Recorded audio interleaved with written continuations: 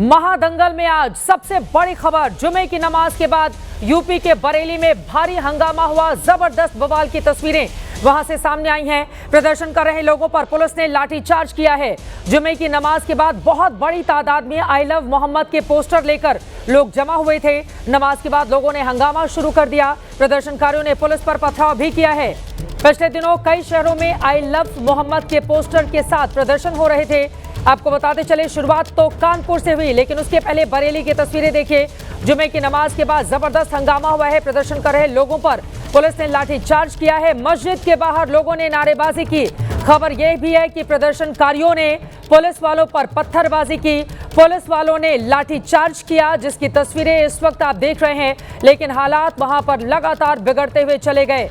बरेली में जुमे की नमाज के बाद हंगामे की ये तस्वीरें हैं जो हम आपको इस वक्त टीवी स्क्रीन पर दिखा रहे हैं। आपको बताते चले, मौलाना तौकीर रजा की ओर से मुस्लिमों से अपील की गई थी। उन्होंने बरेली में जुमे पर आई लव मोहम्मद विवाद को लेकर 3 जगहों पर अलग अलग बवाल की तस्वीरें भी सामने आई हैं। इन सब के बीच मौलाना तौकीर रजा ने मुस्लिमों से शहर के इस्लामिया ग्राउंड में प्रदर्शन करने की अपील की थी, जिसके बाद बहुत बड़ी तादाद में प्रदर्शनकारी वहां पर इकट्ठा हुए। लेकिन उस प्रदर्शन की आड़ में कुछ लोग ऐसे भी रहे जिन्होंने हालात को बिगाड़ने का काम किया है। बरेली जो शांतिपूर्वक आगे बढ़ा था, शांति व्यवस्था जहां पर कायम थी, वहां पर जबरदस्त तनाव इस वक्त बना हुआ है। और आप देख रहे हैं तस्वीरों में कितनी बड़ी तादाद में लोग उमड़े। छोटे छोटे बच्चों के हाथों में पत्थर की तस्वीरें सामने आई हैं। पत्थर लेकर पुलिस वालों पर फेंकते हुए वो नजर आ रहे हैं। खबर यह भी है कि कई खिड़कियों से भी पुलिस वालों के ऊपर पत्थर फेंके गए हैं। ये देखिए, यहां पर पत्थरबाजी की गई। छोटा सा बच्चा जिसको हमने ब्लर कर दिया है चूंकि वो नाबालिग है, छोटे से बच्चे के हाथ में पत्थर है और पुलिस वालों के ऊपर पत्थर फेंकता हुआ दिखाई दे रहा है। अब प्रदर्शनकारी अगर वहां पर प्रदर्शन करने के लिए गए थे तो पत्थर बड़ी तादाद में आए कहां से? छोटे बच्चों को किसने बरगलाया? ये छोटे मुसलमान बच्चे हैं, इनको किसने बरगलाया कि ये पुलिस वालों के ऊपर पत्थरबाजी करें? और ये तस्वीरें एक बार जरा आप साउंड अप करके सुनते हैं वहां पर किस तरह के हालात बनते हैं।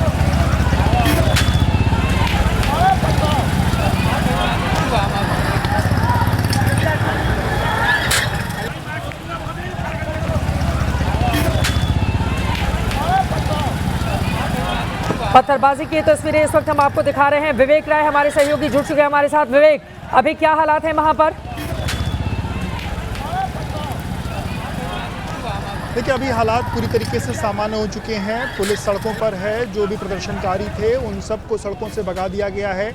आधा दर्जन के करीब लोगों को पुलिस में हिरासत में लेने की बात हमारे सूत्र बता रहे हैं। जैसे ये घटना हुई उसके बाद मुख्यमंत्री ने अधिकारियों को निर्देशित किया था, सब मौके पर पहुंचे। हालांकि इसके पहले भी वो 5000 के करीब में जो पुलिसकर्मी हैं वो बरेली में तैनात किए गए थे, क्योंकि कल ही आज वहाँ पर एक बड़े प्रदर्शन की बात जो है वो निकल के सामने आई थी, जो कि इत्तेहाद मिल्लत काउंसिल के जो प्रमुख हैं मौलाना तौकीर रजा, उनकी तरफ से ये कहा गया था कि आई लव मोहम्मद को लेकर के एक बड़ा प्रदर्शन जो है वो आज बरेली शहर में होने वाला है। आपको बता दें कि इस पूरे उसकी जो न्यू है वो 4 सितंबर को कानपुर में रखी गई, क्योंकि 4 सितंबर को जब 12 वफात का पर्व था उस दौरान जो है एक आई लव मोहम्मद का पोस्टर जो है वो कानपुर में दिखा, जिसके बाद 9 तारीख को कानपुर में 25 लोगों के खिलाफ FIR जो है वो दर्ज की गई। उसके बाद 9 तारीख के बाद अलग अलग जगहों पर आई लव मोहम्मद कैंपेन जो है वो शुरू हुआ। उत्तर प्रदेश के लगभग आधा दर्जन जिलों में ये कैंपेन जो है वो देखने को मिला। इसके अलावा उत्तर प्रदेश के बाहर भी उत्तराखंड, गुजरात जैसे जगहों पर भी इसके जो प्रोटेस्ट है वो देखने को मिले। उसके बाद आज की तारीख में, आज का जो जुमा था उस दौरान जुमे की नमाज के बाद बरेली में एक बड़ा प्रदर्शन होना था, जिसको लेकर के मौलाना तौकीर रजा ये प्रदर्शन उनको करना था। हालांकि पुलिस की तरफ से उनसे लगातार संवाद स्थापित किया गया और देर रात कल एक जो लेटर है वो वायरल हुआ, जिसमें ये कहा गया कि मौलाना तौकीर रजा वो प्रदर्शन नहीं करेंगे, बल्कि वो जो अपना जो विरोध है वो अपना विरोध दर्ज कराने के लिए वो राष्ट्रपति को एक ज्ञापन जो है वो सौंपेंगे। और राष्ट्रपति मौलाना तौकीर रजा अभी कहाँ हैं? क्योंकि उनकी ओर से जिस तरह के बयान आए थे। ठीक है विवेक, एक और सवाल मैं आपसे जानना चाहूंगी, हालात इतने कैसे बिगड़ गए? अगर जुमे की नमाज हुई उसके बाद प्रदर्शनकारी आई लव मोहम्मद उनके धर्म का है, ये स्लोगन उसको लेकर ये लोग उत्साहित होते हैं, वो करें, ये अच्छी बात है। हर धर्म के लोगों को भारत के संविधान ने इजाजत दे रखी है कि अपने अपने धर्म के लोगों को आप जिस भी तरह से मानिए, आप आई लव मोहम्मद कीजिए, जैसे भी आप इस्लाम को लेकर आगे बढ़िए। हालात बिगड़े कहां पर, जिसके बाद स्थिति ऐसी पैदा हो गई कि पुलिस को लाठीचार्ज करना पड़ा? और प्रदर्शनकारियों के पास पत्थर कहां से आए कि उन्होंने पुलिस वालों पर पत्थर बरसाए? देखिए, जो पहला सवाल मौलाना तौकीर रज़ा को लेकर के है, जो सूत्र ये बता रहे हैं कि इस आज के दिन पे उनको नज़रबंद किया गया था और वो अपने घर में ही थे और वहीं वो फ़िलहाल घर के बाहर नहीं निकले थे।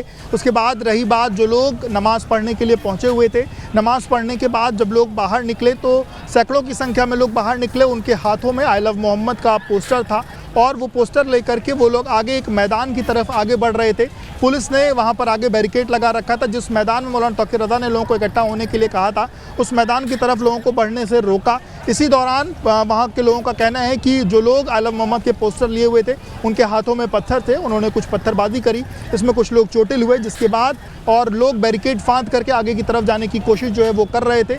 इसी दौरान पुलिस ने जो लाठीचार्ज है वो किया है, जिसमें कुछ लोग घायल होने की भी जो बात है वो निकल के सामने आई है। आपको बता दें कि जिस तरीके से कानपुर में जो मुकदमा दर्ज हुआ, इस पूरे आई लव मोहम्मद कैंपेन का विरोध यही है कि अगर हम अपने पैगंबर से मोहब्बत करते हैं, आई लव मोहम्मद अगर हम कोई पोस्टर लेके चल रहे हैं तो उसमें किसी को आपत्ति क्या है और पुलिस ने मुकदमा क्यों दर्ज किया। हालांकि शुरुआती तौर पर यह कहा गया कि वहाँ पर एक नई प्रथा शुरू की गई, उस कारण मुकदमा हुआ। हालांकि बाद में उस मुकदमे में कुछ चेंजेस भी हुए, लेकिन वो जब से भड़की हुई है, उसके बाद अलग अलग जगहों पर आई लव मोहम्मद कैंपेन हमें देखने को मिल रहा है और उसके जवाब में कई जगहों पर आई लव महादेव कैंपेन लोग चला रहे हैं। हालांकि ये सब जो आपने बात कही कि सबकी अपनी धार्मिक आज़ादी है, जिसको जो अपने ईश्वर को लेकर के, अपने भगवान को लेकर के जो कहना चाहे वो कह सकता है। लेकिन ये कहीं ना कहीं ये जो विवाद है, ये पिछले 20 दिनों से उत्तर प्रदेश में एक नया रंग ले रहा है। 4 तारीख को इस विवाद की शुरुआत हुई, 9 तारीख को मुकदमा हुआ और उसके बाद से हमें अलग अलग शहरों में देखने को मिला। पिछले हफ्ते ही, आज से 5 दिन पहले, हमने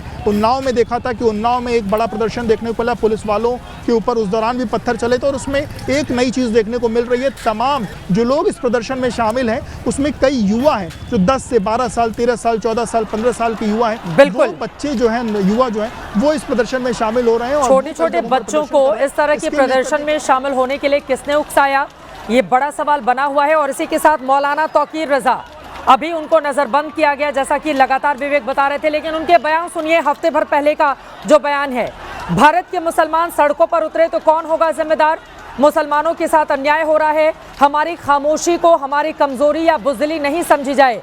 मौलाना तौकीर रज़ा बोलते हैं कि जिस दिन मुसलमान नियंत्रण से बाहर हो जाएंगे, हालात गंभीर होंगे।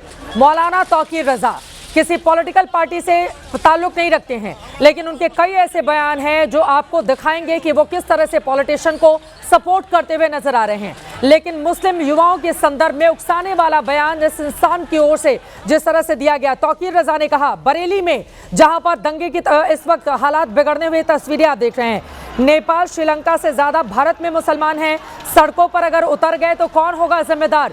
1 हफ्ते पहले इस व्यक्ति की ओर से यह बयान दिया गया, तमाम मीडिया रिपोर्ट्स में आप उसको देख भी सकते हैं। उनकी ओर से कहा गया कि मुसलमानों के साथ देश में अन्याय हो रहा है, नेपाल से ज्यादा आक्रोश भारत में है। सरकार के प्रति जिस दिन सड़कों पर लोग उतर आए, सरकार संभाल नहीं पाएगी।